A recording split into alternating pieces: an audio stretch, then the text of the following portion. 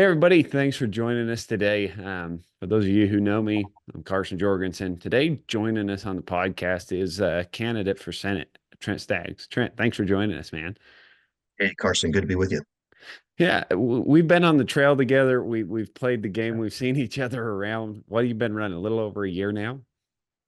Yeah, that's right. Now, launched my candidacy, I think it was May 23rd of last year. So been a little over a year and we've been running hard and it's been quite the experience, but been rewarding too, I think. I think the message is really resonating. People liked it. That's why we won, at convention and we're really kind of neck and neck with my with one of the people in this race right now. Yeah, no, and that's an important thing to note because campaigning is not for the faint of heart. We all know that. Anybody who's been there, anybody who's played this game knows that it's a long slog, and by the time you're to the end of it, you don't sleep very good. Time, it gets really taxing, and it becomes the issues constantly, and that's all we think about, and that's all you do, and it becomes your life, and it is tough. And so anybody who's ran a race and anybody who is running, man, my heart goes out to you. As chairman, I saw it time and time again. And as a candidate myself, I saw it time and time again. And it's tough. And so thank you for what you do because I know it's not easy and I know it's hard, especially running this race that you're running. It's a tough one. I mean, and this is where the money comes to play because yeah, you have been kind of the grassroots champion since the beginning. You had a big win at convention and you came out of convention and you've just rolled on with it, but this becomes money, and this is where politics becomes difficult because it becomes a money game, and it's hard. So where are you guys at right now? How do you feel about how money is playing and how it's affecting the race? Right. And I know, Carson, you did a fantastic job as chair, and yourself, you've championed the caucus convention system, and that I believe is the best way by which we can nominate our candidates. You know, those these these these delegates are the most informed, and it keeps us out of, well, it reduces the cost of these elections, or can reduce the cost. And here we go. I made it through convention at 70%, yet we had three other people that got signatures that paid their way on the ballot, and they've dropped millions and millions of dollars in this race. I mean, everybody is a multimillionaire other than me in this race. And John Curtis in particular has dropped 10 to 12 million dollars. He's got PACs that are playing from outside the state. Climate change. One guy has put, I think, $5 million into a PAC. He's a climate change activist from North Carolina. And so this money's just coming in. I've been outspent probably 10, 15 to 1. And they're trying to influence the election here in the state of Utah. And with the caucus convention system, the way we have it, I don't think we need to do that. And that's where I'm a big, big champion of that because it's representative in its very nature. And these folks have been elected for 2 years to represent their respective neighborhoods and precincts. And I pledge to work with them and to have monthly town halls. And I've definitely committed to that. But despite the fact that we've been outspent 10, 15 to 1 by the Curtis camp in particular, we're hanging in there. I think polling right now shows us very close, and about a third of folks are still undecided. So I encourage them to go to trentstaggs.com. Let's learn more about me, and I'm happy to share, maybe paint a contrast here on this program. No, 100%. And I know it as well as anybody. I mean, I was convention only as well, running for governor. By the time convention rolled around, the governor had spent $2.2 million between last year and this year.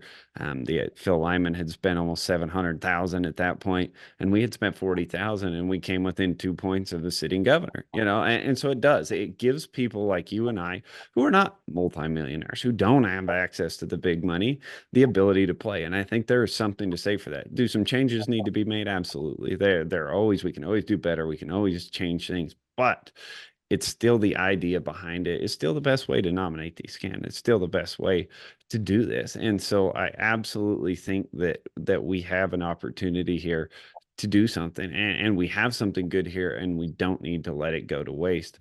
And so with that, I mean, we go back to this money game. Politics has become a way buy your way in, and that's what it is turning into. And I believe that that's what's happening in this country, and that's kind of the downfall of our politics is that it becomes money. And Jordan Peterson said it once, and we as Republicans, even and as grassroots folks, we sometimes fall into this trap that that money is a big part of it, and that you have to have money. Jordan Peterson said it best. He said, I can't think of a worse metric to judge a candidate by than by how much money they can raise, which I think is an important distinction to make. And I think it's an important thing to talk about because those things you have to do to get money it sometimes comes with promises that you don't want to make. And so we've seen it influence it. We've seen it.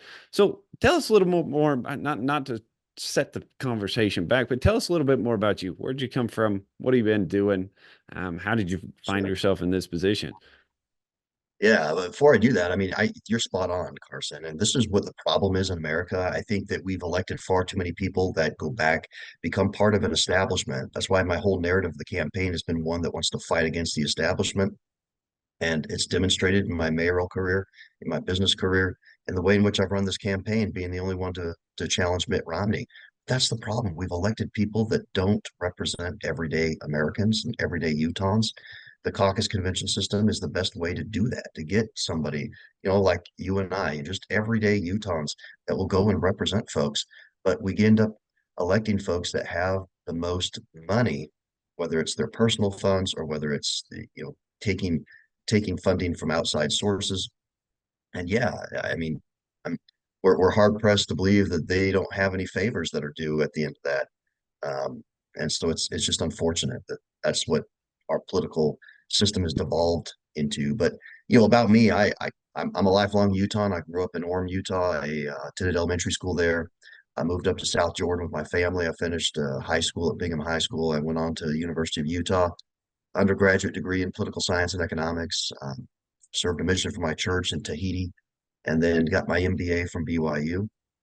I've operated several companies, worked at Morgan Stanley, uh, launched many of my own ventures, and then I've been on the board of directors of a company just recently that we took public. It's in the energy space. So I've also been endorsed by the Oil and Gas Workers Association of America, and I think that's important. I want energy dominance in this country. I understand it.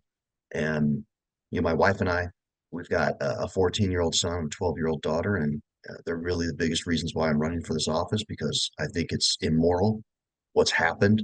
When I launched my candidacy, we were 32 trillion in debt. Now we're up to 35 trillion in debt. It's just unbelievable where we're at. So, for the last, in 2013, I got elected as on the city council, served 4 years in Riverton, and then became its mayor, elected in 2017. So going in 7 years now as mayor. And those 10, 11 years in municipal office have really prepped me for this role, I think. And, having that local governance, the local solutions are what's best, understanding federalism. I've always applied kind of a business approach to city government. I've been able to cut property taxes. We've been able to effectively have no fee increases over 10 years that I've been controlling the budget. It's just we have to continually innovate in government and not just think that we always have to do the same thing and have 3 or 4% increases every year. No, and I think you hit an important point there when we talk about government. People often run government like government, and that is the problem. And we saw how successful President Trump was, and we'll come back to endorsements here in a minute, but we saw how important what President Trump did and how he ran the country, and he ran the country like a business. And that's why I believe he was so successful, is because he took that and he made it into a business model and he ran it like he should. And did he spend too much? Yes, but we were rebuilding the military. We were doing a lot of things that needed to be done. But to me, it's one of those you have to spend money to make money, and that was where I saw the next 4 years was so important. That's why I think the next 4 years is so important because right now we're in trouble. Our country Yeah. is in trouble. And you look at what's happening on the southern border, you look at what's happening in DC, we have a problem. They're spending $1 trillion here, $1 trillion there. I mean, if anybody could really quantify how much money $1 trillion is, it'd blow their mind. It is absolutely asinine how much we owe as a country and how much we're saddling our kids. Well, I have daughters, and that is one thing I worry about. It didn't used to be a voting issue for people. But now it is because they see that it's going to be their children that are paying for this, and the inflation is out of control. And so it's coming back a step. I think endorsements, and we talk about money a lot, but I think endorsements are important when they come from the top down. Money Yeah. is better spent from the bottom up, but endorsements seem to make the biggest difference from the top down. Right before convention, you scored a big endorsement. You want to tell us a little bit about that? Yeah, that was phenomenal. I got a phone call from President Trump at about 6:30 in the morning, driving down to the Salt Palace for the convention. He offered his complete and total endorsement, he said, and I was grateful to receive that. I endorsed the president last year. I think I was the first elected official in the state of Utah to do so. Shortly after announcing my candidacy, I put out an opinion piece in the Washington Times that articulated the reasons why I was so supportive. Great policies, obviously, with his tax cuts in 2017, energy, less than $2 gallon gas. Want to get there again. Uh, we had security on the world stage like we've not seen. This Biden administration has been horrible. Good Supreme Court justices, nominations. And then we have, personally, I had a resident in Riverton, Josh Holt, that was imprisoned in Venezuela. It was President Trump. He was in prison back when Obama was in office, but it wasn't until Trump got in that he actually got him home, secured his release. So that was very personal for me. So I've always supported President Trump, and I was throughout the campaign getting endorsed by a lot of other national conservatives like Mark Levin, Charlie Kirk, Kerry Lake, Rick Grinnell, Kash Patel, many people that were close to President Trump and Senator Tuberville. Um, and that just kind of led to a point where um, we had enough of a common circle where President Trump wanted to endorse me and felt like I am that grassroots, kind of that everyday Utah that with a lot of fight in them. And that's what we need right now. We got to have people back there willing to say no to the establishment. And that's what I want to do. No, and I think again, I think you touched on something people want to see. People are really done. As I've traveled the state and as I've traveled the country and talked to folks and done and gone, I found that what they're tired of is the same old, same old. They're tired of their elected officials not fighting for them. It's compromise here and it's compromise there. And I said it in my convention speech, and I'll say it again now. Tell me one place in this country where people are better off because Democrats are in charge. And that, why compromise with them? And everybody's like, I get the fact that we have to work together. I get the fact that great compromise was what we have in this country in the Constitution.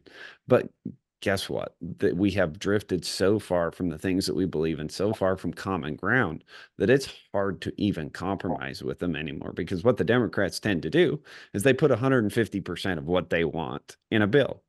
They cut out 50% and act like they're compromising, and we still end up with 100% of what they want. And that's where it's gotten us to this point. And that, to me, is the problem we have with compromise and frankly, with Republicans. I'll call out Republicans when I do. Republicans have been weak. Republicans have been absolutely weak. Senator Romney is a prime example.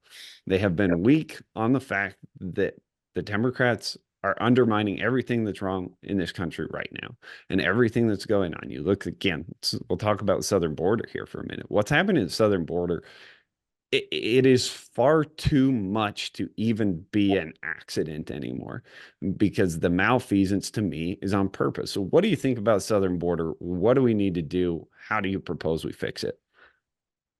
Those are the three biggest things I hear, doing probably 100 town halls up and down the state for the last year has been border, budget, and then the regulatory state, really, the burden, the size, scope, burden of the federal government, whether that's the regulatory state or the weaponization of federal agencies. But on the border, it's real simple. I've been saying it's not rocket science. I mean, it worked under Trump, build the border wall. You can't, that's why it's important we elect people that are supportive of President Trump because with Mitt Romney, for example, he didn't help complete the border wall. Mitt Romney supported Biden. He ended up getting Mayorkas in, who has been a disaster as Homeland Secretary. So we need border wall. We need to remain in Mexico. We need e-verify, and we need to cut off benefits to illegal immigrants. We do those four things. People will largely self-deport, I believe. If they can't get work here, if they see that we're going to enforce our laws, that's going to fix the problem near immediately. And that was a conscious decision. Like you said, it is intentional. I mean, we had the Biden administration and Mayorkas that were bragging about the fact, days into their administration, they undid everything that was so successfully done under President Trump. So they didn't need this $95 billion bipartisan, which was a joke of a bill, immigration reform type bill. Uh, President Biden could just today, reenact a lot of the policies that were so successful under Trump. So we've got to do that. I'm committed to do it. We got to reward legal behavior, not illegality. And this administration's been rewarding nothing but illegal behavior. We've been invaded. There's no other word to use by 10 million plus people. That's 3 times the population of our state, Yeah, Carson. It's when you put it in that context, it's just unbelievable to me. I've met with the ICE director here in Salt Lake City. He articulated the problem. We've got increased crime in my community. We've got increased, pressures on the school system because the teachers are taking their time, visiting with folks that don't speak English, that aren't citizens here, rather than focusing the time on our children and people that are legal citizens. That's just unbelievable to me. So the effects, the impacts of illegal immigration are manyfold. And with respect to education and crime, housing is another issue. I mean, yeah, we've got a supposed 30,000 housing unit shortage. Well, guess what? When they're processing 150,000 or working on 150,000 plus cases of illegal immigrants, where are those people living? And it's yeah. putting pressure on our housing situation. So that's something that isn't talked about very often. But, let's get back there. Let's support President Trump. I'm committed to do that and work with the Freedom Caucus, both in the House and the Senate. The Senate side with Senator Tuberville, Mike Lee, Rand Paul, Rick Scott, Ron Johnson, all those guys. We have a chance to become a majority within our own caucus this year. Sure. And I think it's important to know it's time the Republicans are back in charge. But here's my thing. When Republicans get back in charge, it's time Republicans actually do something. Because Just far too many act. times I've seen Republicans in charge and they do absolutely nothing. They play patty cake and we don't make a change. Because to me, I look at this like a ratchet. When we're in charge, we need to be ratcheting it up because the Democrats do the same thing. And when they take control, they move everything back to where it was and then push it farther, and then we never gain that ground back as Republicans. And you know what, this shouldn't be a Republican or Democrat thing. This should be an American thing, and because what's happening is un-American. But back to the topic, one of the things that's hard with illegal immigration is illegal immigration, but right now we have a worker shortage, especially farming and ranching community. We have it in the blue collar sector. And so if we did away and deported all these illegal immigrants, that sometimes, I mean, we have a food shortage problem. We're going to have a construction worker shortage problem. So what do you think? Because I know it's a tough one, and I've thought long and hard about how we balance the need for migrant workers and people who have been here in the system legally and who are paying their taxes, and then overstay a visa or things of that nature. How do we balance that need for migrant workforce and the immigration? Because the immigration system's broken. It is. It is. I like. I think I don't want to conflate the issue of border security and immigration. I mean, they're really two different things. We end up talking a little bit about it because border security and illegal immigration right now are, there's a lot of ties. When we're invaded by 10 million people and people from not, I mean, pretty much every country that have come through. We've got over 50,000 Chinese nationals, for example. We don't know many of these, um, younger men with seemingly no family attachment. They're just here. I mean, that's problematic. It's a national security issue. So we've got to shore up the border, but we do have a process, like you said. We've got a process for immigration. We've got a process for visas and for work visas, and people need to follow that. They have to be rewarded for following our legal process rather than just coming across. And I'll give you an example. I mean, my grandparents, my great grandparents came from Italy and Western Europe. I mean, they were immigrants here. They followed a process. When I've talked about immigration in town halls, I had one in Eagle Mountain not too long ago, and I was talking about this in border security. But I also said at the same time, to your point, I want to make it so that if people want to come here, if they want to pledge allegiance to that flag, they want to assimilate in our culture, then I don't want it to take 9, 10 years for them to gain citizenship. And they got to Absolutely. pay $30,000 to immigration attorneys. I mean, I just did an event last night too at a Polynesian center, where they were talking about how long it's taken them to become naturalized citizens. I mean, that to me is wrong. That's broken. and that needs to be fixed. So let's fix that. Let's secure the border. Let's ensure that we've got a streamlined process for those that do want to come here and follow our process and assimilate and become part of our great American culture. No, and I think that's a great distinction you make. The fact that we do have to separate illegal immigration with what's actually happening at the border, because it's hard for us. I mean, coming from the ranching background, we rely on migrant workers and we go through the processes and we hire a company that actually goes through and does the H-2A process and gets the visa. We're talking 8, 9, 10 months, thousands and thousands of dollars. Like we have a guy right now in Chile that we would like to get here, but we're 10 months in paperwork already and we're still nowhere near. The consulate's giving us trouble, the immigration. It's like these people want to come here. They want to pay taxes. They want to put into the system. They want to contribute. And we're making it nearly impossible for them to happen. When in reality, he could catch a flight to Mexico, walk across the border, and nothing would happen. They'd hand him a cell phone and a debit card and say, go on. And so that's what's hard for me watching it from the outside is seeing how hard people are trying to do it correctly and they're being penalized for doing it the right way and it's being incentivized to do it the wrong way, and that's what's led us to this point. And so again, our immigration system's broken. I mean, we could beat this one for a long time, but the other thing you talked about was inflation and national debt. When you talk about to people, again, traveling around the state, even as a governor candidate, there's not a ton you can do about inflation, but it is at the top of people's mind. The fact that we're spending money. I'm old enough to remember when President Trump asked for $67 billion to build the border wall, yet we couldn't find $67 billion to finish and secure our own border. But how much money have we sent to Ukraine? How much money have we sent to secure the borders in Sudan and North Africa, to Egypt, to all these other places who are securing their borders because of an influx of migrants? We'll send 40, $50 billion to each of these countries to secure their border, but we won't secure our own border. But that's got us into this national debt problem that we're in. And as of the estimates, next year, it'll be the biggest expenditure is paying interest on our debt. $2.5 trillion, I think they said. What do we do? How do we get there? Well, we got to stop digging the hole. Is stop digging the hole. We've gone 32 to 35 trillion. I want to get back to pre-COVID spending levels. There's no reason why we shouldn't be there. Um, and you got to stop with these continuing resolution omnibus spending bills. And I've pledged, in my contract with Utah, I got 7 points in it. I came out with it last fall, balanced budget amendment. And I say I will not vote for an omnibus spending bill because that's what the problem is. It's broken.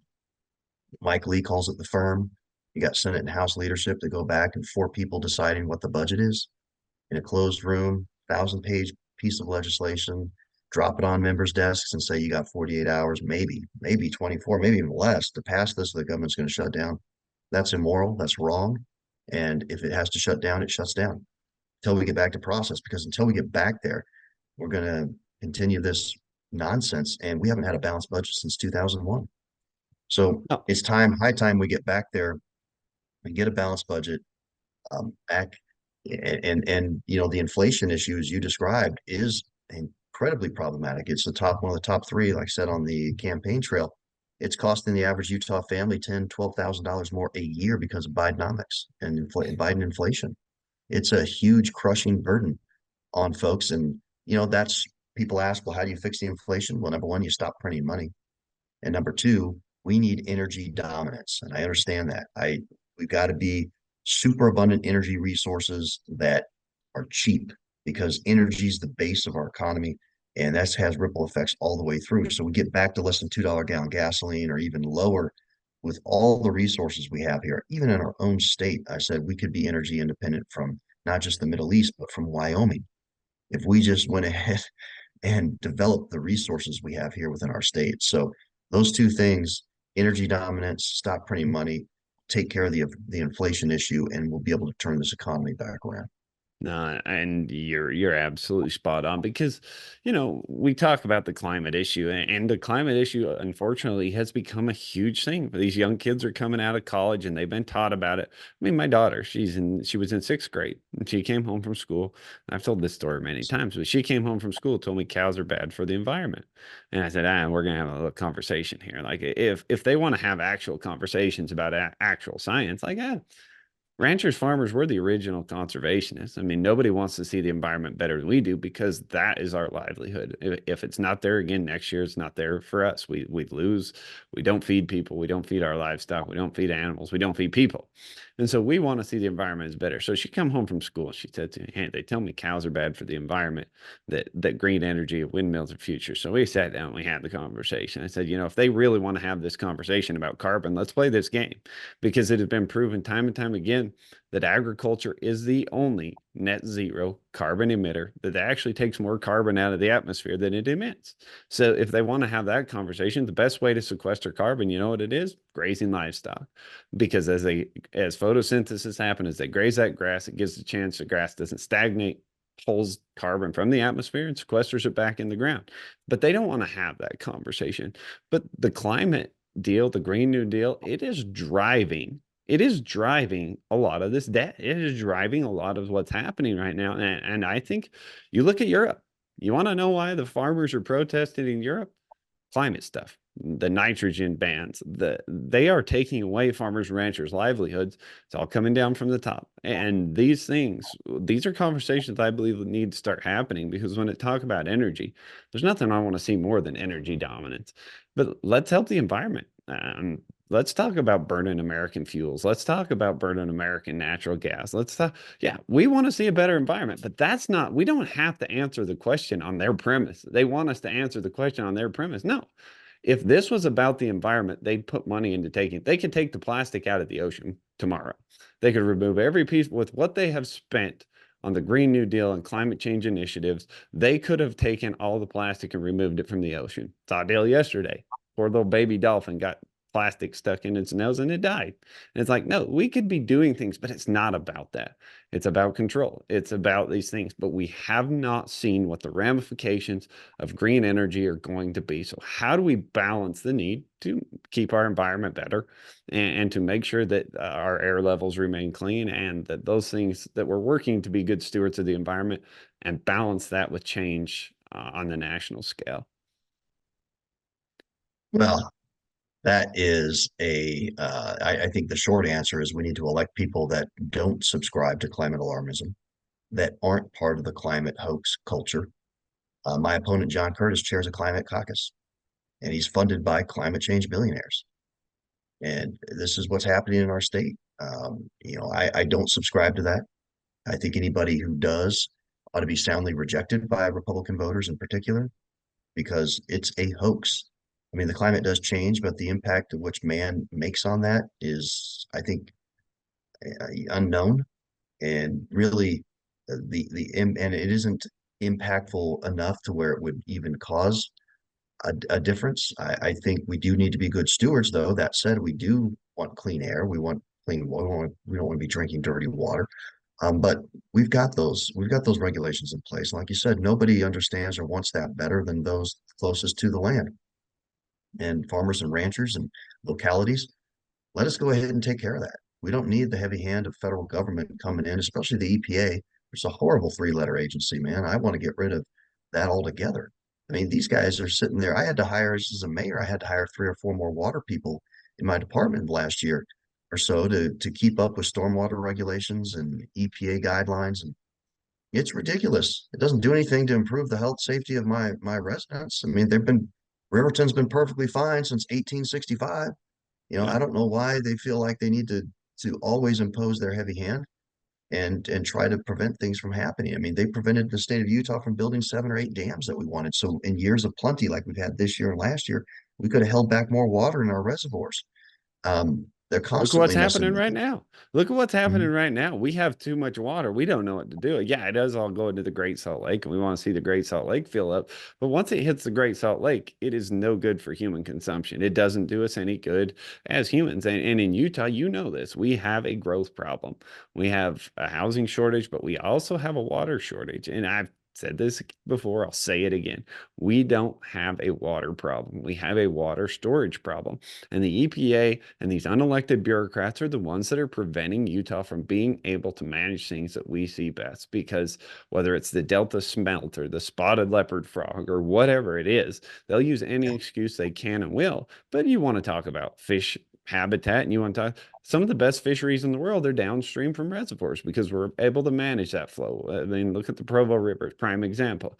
You're able to manage that flow. You're able to manage it best. You don't wash them out. You don't erode the banks. We have, unfortunately, we have found ourselves in a place where we have to work with nature on these things, but we think that we can just change everything and that we can turn it back to wild, but we can't because we have to live. And folks have built in places now, they built homes. We don't let fires burn anymore. So we don't, or we're not able to manage our forests like we should be because we built homes where we can't let them burn. And we built cabin properties where we can't let it burn. This comes back to managing our properties. This comes back to managing our forests and our watersheds for healthy water. And these are things that I believe are from the federal level down that you can have a say in. No, absolutely. We've got to, and that kind of leads into the third thing. We've talked border and budget, and this is the regulatory state. Mike Lee's been a proponent of the REINS Act, REINS, that is to rein in the federal government. We have unelected agencies like the EPA that are creating quite literally 100,000 pages of regulation every year that have the binding effect of law. That's unconstitutional. It says you got to bring it back to elected officials. If you want to propose rules, that's fine. They got to come back to elected officials. We got to vote on it, the people we put in office. So they're held accountable. Right now, you've got these unaccountable bureaucracies that are creating all these rules that we got to live by. And it's having serious impacts on our state with respect to water, with respect to also our lands and the public lands issue here, where they own 2/3 of our state. I mean, Mike Lee's got another act called the Houses Act that if we just got 1% of all the Bureau of Land Management land, the BLM land, we got 1% of it closest to cities that we could actually build. I think it was quarter acre lots. We'd have 700,000 more houses. We'd double the housing stock of our state if we just got 1% of the land back that's closest to cities that would have access to infrastructure like water and sewer and roads. We can do this. We've got to get the federal government out of the way. It's been far too burdensome, and they've grown beyond the size scope that our founders envisioned in Article 1, Section 8, and that's what I want to get back to. And I think having that perspective as a mayor, somebody local, taking that back to DC is going to be a huge, huge benefit for the entirety of the state. No, and that's where to me federal government and local government cross. That's sometimes we get too caught up in national politics here in the state. We forget about what matters locally. Because for me right now, what matters locally is again the three things you've heard all over the place is illegal immigration that's affecting our state and our quality of life. It is the water, it is the public lands, it is the growth. I mean, so yeah, as you said, 67% of our state is owned by the federal government. We are against the rock and a hard place. But it also makes it ripe for corruption and ripe for top-down autocracy coming from the federal government on our public lands because they do control those. So what happens? I mean, what happens when the EPA decides to make an unethical law? Or this is the problem. They should not be electing we elect people to represent us. We didn't vote on the EPA. We don't vote on who they hire at the BLM or the Department of Interior or any of these things. And so you have unelected bureaucrats that are running our state. We have no say and we have no control. There is no control over that. And it's time we step back and it's time as a state we start asserting our state's rights. But that's Amen. where the senators can actually make a difference. And so when it comes to asserting state rights, when it comes to taking back public lands, where do you feel we start? How do you think we do start and where can we make a change? We just do it. I mean, we do it, and the federal government wants to try to protest, go for it. But it'll be much more successfully done, I think, under President Trump's next administration. And you got to have senators that'll have your back. One of the three committees I want to serve on is natural resources, which encompasses public lands. I mean, my background in that oil and gas company, we had operations in Vernal. I understand it, and we need to get that back. I mean, when Senator Tommy Tuberville came out here from Alabama and endorsed my campaign, it was a beautiful day. It was March. It had just snowed, the bright blue skies the next day, and he came into the airport. He said, Trent, this is beautiful. I mean, Utah is absolutely beautiful. And I said, you're right, it is. Too bad that 2/3 of it's owned by the federal government. And he turned to me in the car on the drive from the airport. He said, what? So here's a sitting U.S. senator who didn't Yeah. really understand that fact. And we talked about that for probably 10 minutes. He said, Trent, we'll build a coalition of support around this issue. Like You guys, I mean, in Alabama, where he is, It's maybe unheard of. 5%. Yeah. And all these eastern states, I mean, I've been saying Connecticut's less than 1%. It's like 0.3% of their land is owned or controlled by the federal government. So the left likes to decry, fairness and equity and all these their little terms. But with respect to public lands, no, not at all. We know better than you. You people out in Utah, we'll take two-thirds of this, we'll take 87% of Nevada, we'll do what we want. But I think the time has come where we can build a successful coalition around this issue. And, it may have to be a situation where stewardship is jointly controlled for a little while, or maybe, the Houses Act that I've mentioned is a good first step. There might be a transitionary period where I think states can be managing it for 6, 7 year period of time. They do well, this land comes back. So we just need to Yeah. start doing those Got to things. start somewhere, and that's honestly how I see it. And again, I've said this a lot that we may not get ownership of the federal lands right now. I see that as a long time down the road, but I see state control as utmost importance. Even if the Fed still owns it for now, we need to push for state control because that to me is what's important. I mean, Reagan said it best when he said, a government 3,000 miles away wants to tell you how to live in your backyard. Well, that's exactly what happens. They don't know what's going on. I mean, most of these people, when you talk about range managers and you talk about things that are happening on the forest management plans, these are made by people who have never actually set foot on our forests. And they come in and tell us who have spent our entire lives working and managing these forests for forest health. I mean, go look above Park City. So up in Summit County, right on Utah-Wyoming border up there in Summit County, there's a large swath of privately owned land. It's one of the biggest tracts of privately owned land in the state. It's a bunch of different families. But you look at the forests up there, they're absolutely stunning. And you know why? Because they've managed them. They've gone in and logged them. They've gone in and grazed them strategically. They've done weed control. They've done all the things that need to be done on our public lands, public forests. They're not getting done because these people don't actually know. They don't see what's happening.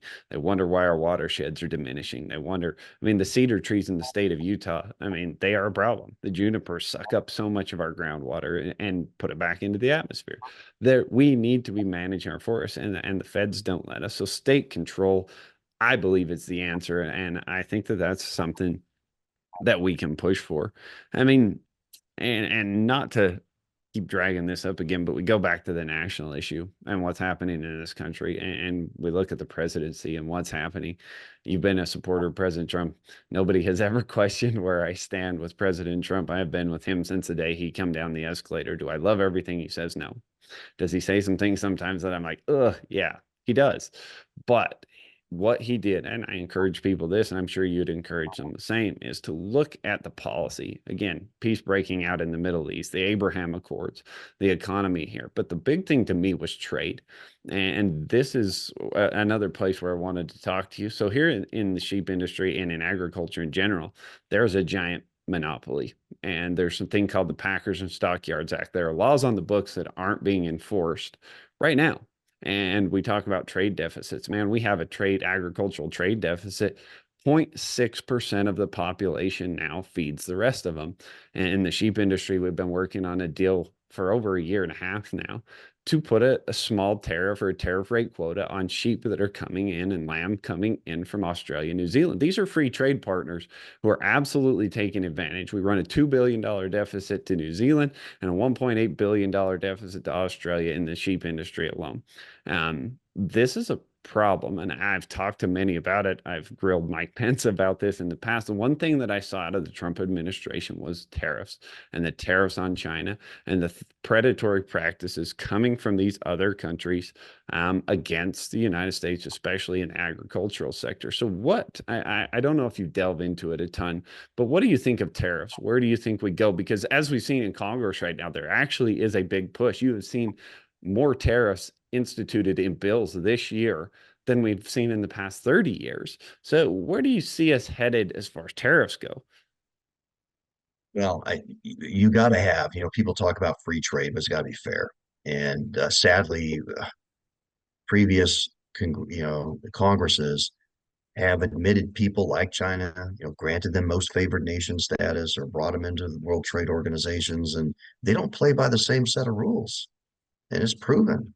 And if they Bingo. don't, they're not going to, then we've got to impose tariffs. We got to do something else or get them out of those get out of those trade agreements altogether because it's hurting American business, American industry, and Americans.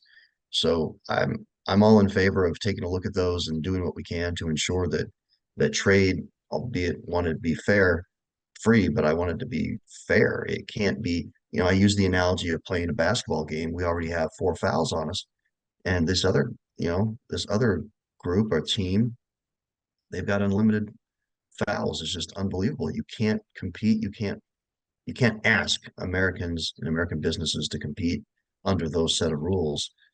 So I'm all about wanting to get there. And it's funny because if you look back pre 1913, before they instituted the income tax, the federal government operated largely on tariffs, and they wanted to change that. There was a big push to do it and reduce the tariffs, and that's when they instituted the income tax, which topped out at 7% marginal, top marginal rate back then. You had to make $15 million in today's money to even be at the top rate when they first did the income tax. But now we're paying a lot more than that.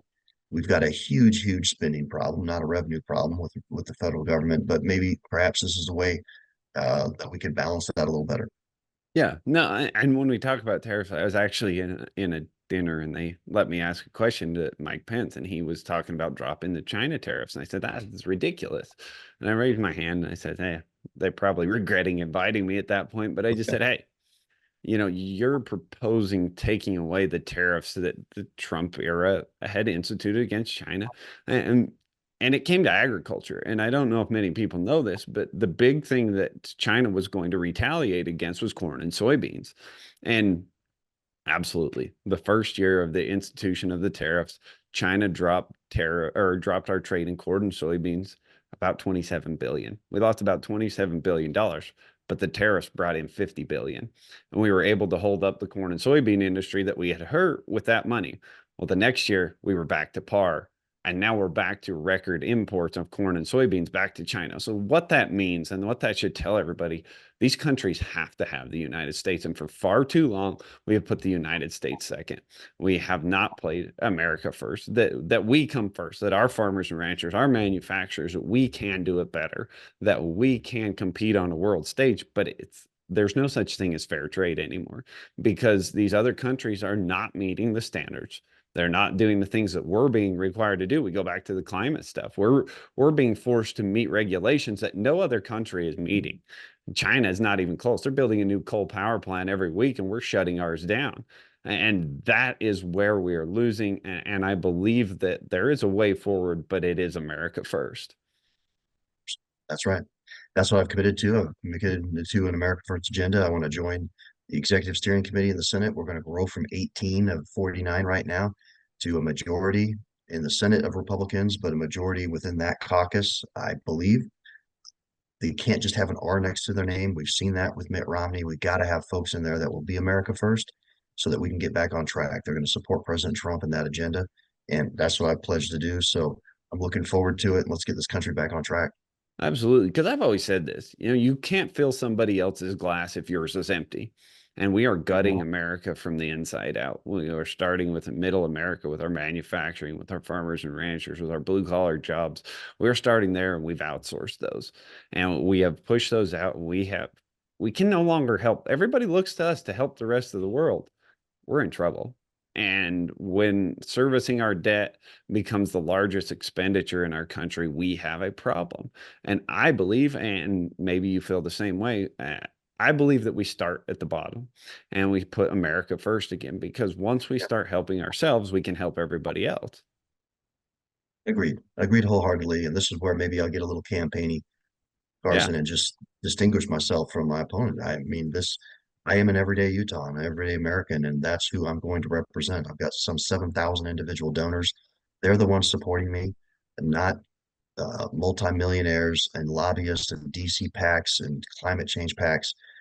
I support President Trump. I've endorsed him. He's endorsed me. John Curtis has yet to endorse him on the debate stage we just had the other night.